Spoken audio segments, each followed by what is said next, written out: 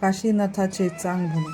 आपण निघालोय अशा ठिकाणी जिथं महाराष्ट्रातील सर्वात मोठी बगाड यात्रा भरते, म्हणजेच वाई तालुक्यातील बावधन या गावी. समोर येणारा जो रस्ता दिसतोय ना, तो जातो वाई महाबळेश्वर पाचगणी येते, आणि डाव्या बाजूला रस्ता दिसतोय तो जातो श्री क्षेत्र सोनेश्वर येते, जिथून बावधनच्या बगाडाची सुरुवात होते. बावधनच्या बगाडाचा थरार जर तुम्हाला अनुभवायचा असेल ना, तर याच मार्गाने तुम्हाला बावधनला जावं लागेल.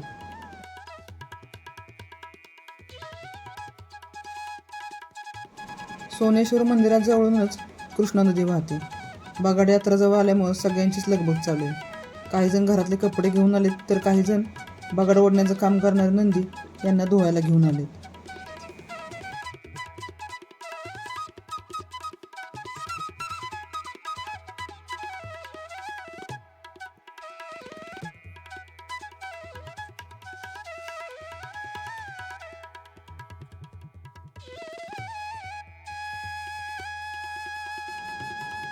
याच मंदिराजवळून बगाड्याचा मान असणारे मानकरी यांच्या हस्ते विधिवत पूजा होऊन बगाड्याला प्रारंभ होतो. यावेळी बगाडा ओढण्यासाठी खास 12 बैलांची जोडी झुंपण्यात येते.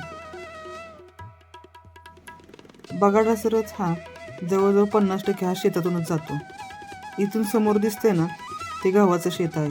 त्या गव्हाच्या शेतातून तिथून वर चढून बगाड बावधनच्या दिशेने चालू लागतो.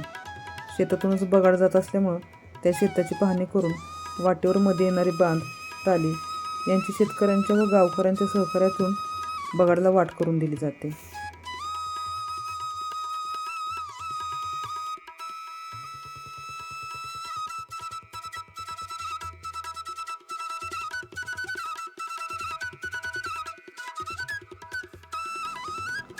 या चौकात बगाडाच्या दिवशी खूप गर्दी असते. बगाड रस्ता ओलांडून जाईपर्यंत ट्रॅफिक पूर्णपणे बंद केले जाते.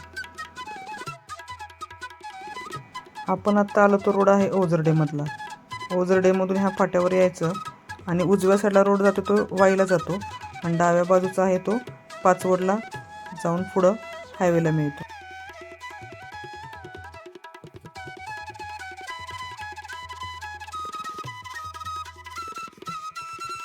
बगाडाच्या वाटेवर शेतातल्या रस्त्यानंतर असणारे हे एक चढण अवघड मानले जाते. तिथून बगाड पुढं आणण्यासाठी ताकदीची आणि मोठ्या मापाची बैलं बगाडाला झुंपली जातात. माघ महिन्याच्या पौर्णिमेला बावधनमध्ये एक वेगळाच उत्सव पाहायला मिळतो. याच दिवसापासून बगाड यात्रेचा प्रारंभ होतो. या दिवशी काशीनाथाच्या चरणी मानाची घोंगडी अर्पण केली जातात.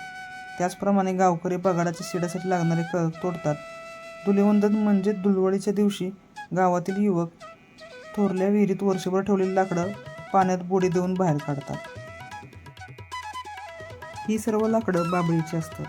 बाबळीचा चिवटपणा हा गुणधर्म कायम राहावा म्हणून ही लाकडे विहिरीत ठेवली जातात.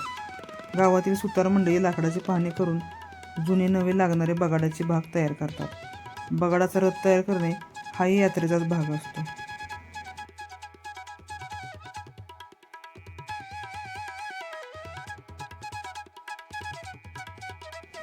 या रथाला 2 मोठी दगडी चाके असतात. 10 फूट लांबीच्या कण्याला 18 फूट उंच वाघाचे तोंड असलेला खांब जोडून त्यावर 40 फूट उंच बांबूचे शिड विशिष्ट कोनात बांधले जाते. शिडाच्या टोकाला झोपाळा असतो. त्यावर लोखंडी गळ्यात बगाड्याला टांगले जाते.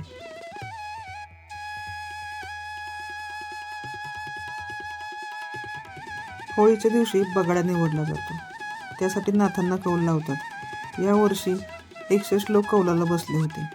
यापैकी 37 नंबर असणाऱ्या श्री विठ्ठल सोपान कदम यांना या वर्षीचा बगाड्या म्हणून नाथांनी कौल दिला.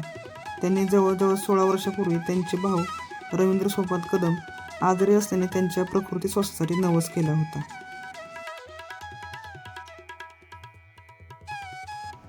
बावधन बगाड यात्रा खिल्लार प्रेमींसाठी एक पर्वणीच ठरते. एका वेळी एकाच ठिकाणावर मोठ्या संख्येने मोठ्या मापाची व तेवढ्याच ताकदीची बैल बघायला मिळतात. याच यात्रेसाठी बैल खरेदी विक्री केले जातात.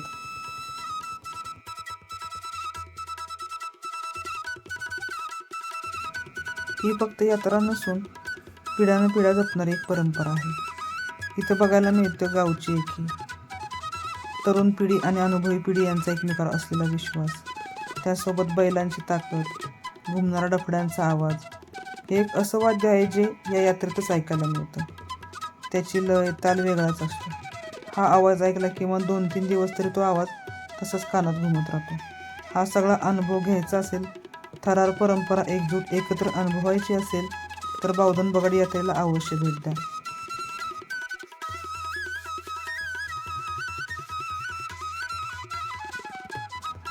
असेच नवनवीन व्हिडिओ बघायचे असतील तर आमच्या आपलं गाव आपली माणसं या चॅनेलला सबस्क्राईब करा.